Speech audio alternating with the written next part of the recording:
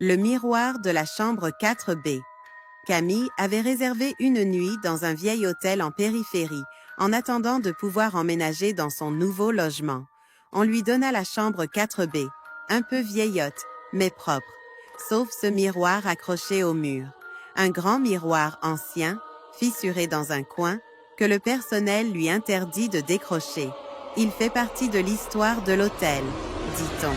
La première nuit, alors qu'elle se brossait les dents, Camille crut voir quelqu'un passer derrière elle dans le reflet. Elle se retourna brusquement. Rien.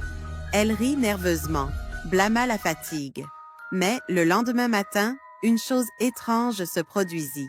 Dans le miroir, elle se vit endormie, comme si le miroir affichait un souvenir de la nuit passée. Sauf qu'en regardant bien, quelqu'un était assis au bord de son lit, fixant son visage endormi. La nuit suivante, Camille installa son téléphone en mode vidéo, pointé vers le miroir. Le matin venu, elle visionna l'enregistrement. Pendant des heures, rien ne se passe. Jusqu'à 3h12. Une silhouette noire sort lentement du miroir. Elle s'approche de Camille, penche la tête, la regarde dormir, puis lève lentement la main et passe ses doigts à travers ses cheveux, avant de disparaître à nouveau dans le miroir. Camille hurla, rassembla ses affaires et partit sans demander son reste.